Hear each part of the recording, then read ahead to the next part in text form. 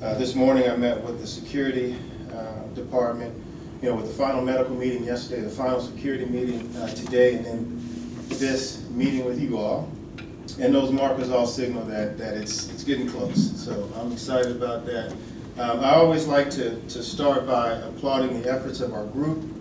And this year is no different. And in fact, this year, well, maybe it is a little bit different because we had a transition with our department. Mike McCagan obviously was named general manager of the New York Jets, and so in the middle of our process, we had to switch gears and we elevated John Carr to the director of college scouting role.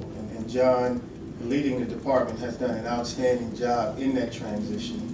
Very pleased with the efforts that he was able to produce, as well as Brian Gain. We elevated Brian Gain as well to director of player personnel, and the combination between the two guys, we hired a young man by the name of Matt Jansen, who was here before and had left and gone to the Baltimore Ravens, and we brought him back in the role of college scouting coordinator. And those men, in their efforts in terms of organizing the department, managing that transition from Mike, to what they were able to do in those roles, it was really fantastic. And all of our college scouts did a great job this year in terms of evaluating this draft class. The coaches did an outstanding job, as they always do, of coming in after the season and getting to know the group. We sent some coaches out this year, a little bit different in the process. We always tweak our process. We're always looking at the way that we do things in an attempt to improve. And so we looked at the process, and one of the things that we implemented this year is that we sent coaches out to some pro days, and we think that was something that was beneficial for us. And so I think we've done a really good job, a thorough job, as it ought to be, an exhaustive job in getting as much information on these prospects in this draft class as possible.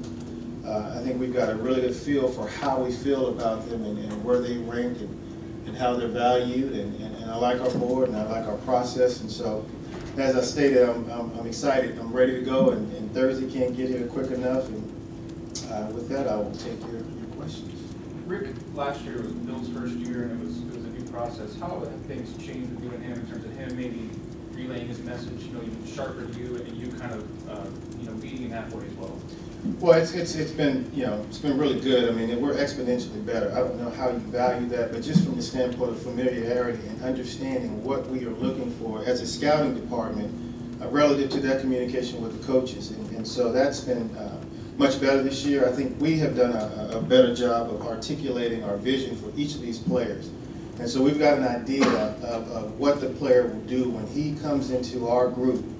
We've really identified those roles that the player will come in and fill. And I think from that perspective, just the communication has been so much better than last year. And so it's been great to work with Bill. Bill's an excellent partner. I've really enjoyed working with him over the year. We are into the last real phase of any part of the year where it's his first time. So we've in effect been through everything together now, that you typically in a calendar year will experience. And so it's really good to be in this process with a year of experience with him, and I think we're better for it. Have you made a decision on picking up merciless options?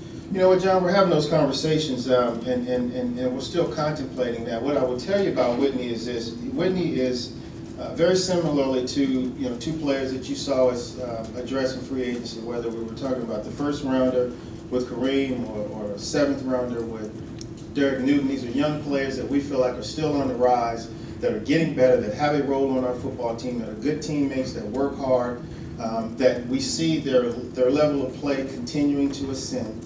Whitney falls in that category, and so he is a guy that we would absolutely love to continue to have here, and that is something that's our intention. And so whether or not we pick that up really is not as important as the fact that we want him around for a long time. Rick, how do you guys value DJ Swearinger as a starting safety for you guys, and are you trying to trade him right now? No, I understand there's a report out there, but here's the deal. First of all, we make it a practice not to discuss negotiations publicly, whether that's with an agent and a player or with another team with respect to trade opportunities. Those kind of conversations are happening all this time of year, and there's a lot of information and misinformation out there, a lot of conversations that can be construed or interpreted a certain way. What I will tell you about DJ is he's a really good football player for us. He did a nice job last year in a role, in our third down packages, and was really productive for us. And we expect that he will do that again. I think DJ's abilities, are even such that he can play a little bit more even in the back end on some of the first and second down stuff. So he really found himself a niche last year in some of our sub packages, but I think he's also capable of doing some other things for us as well. What do you think about this year's wide receiver class, and do you think it has a possibility of doing as well as those guys did last year?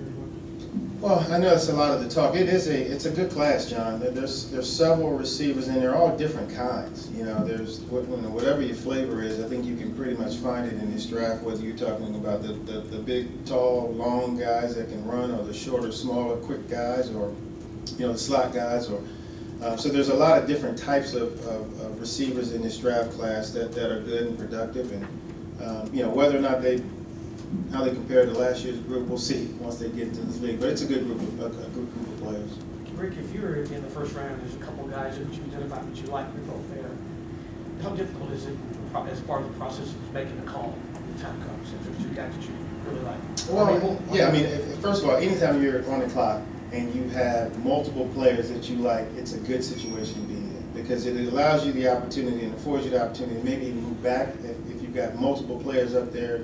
You can contemplate moving, but really, Mark, at that point, if you've got equal players at a value that you find yourself, then you look at your roster. Then at that point, it's like we've talked about a lot of times when you talk about not drafting for need. But if you've got positions on your roster that you are either light at or that it's a position of need, you've got two equal players, and one of them fills that need, then obviously that's a player that you would typically go with, unless there are intangible things about one of the guys. Sometimes you just have conviction on players, and so if you've got a conviction on a certain player, and even if he's not a position of need, and you're sitting there and you've got equal value on the guy, but you've got a real conviction about a certain player versus the other player, then you'll go with your conviction.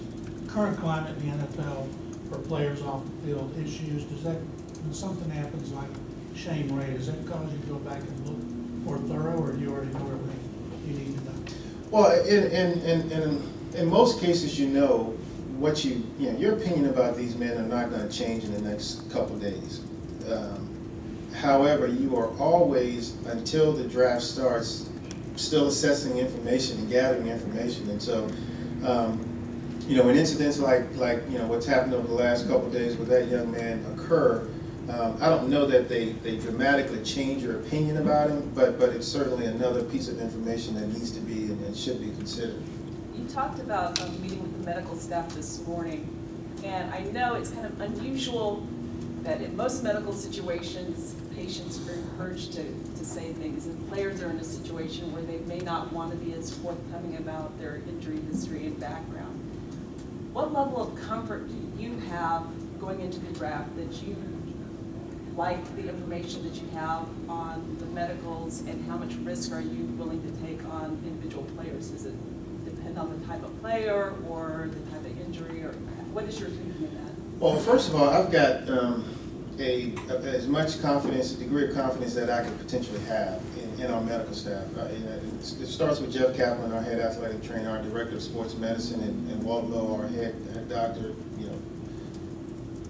Dr. Muntz is outstanding and internist. So I think that the information that we get, whether it's a player who attended the combine and has gone through that process, or players that we bring here in town that necessarily don't go to the combine, and then we have our physicals here, I have a high degree of confidence that we're getting good information and that it's thorough, and that we have an idea of what these players' medical conditions are. So I feel great about that. And I do think that a part of the process, these players understand how important that is, and there's enough opportunities for us to evaluate and get the information that we need with respect to their medical histories that do give us that confidence. How do you personally feel about two guys, Seta Bowie and Todd Gurley, both coming off of ACL injuries?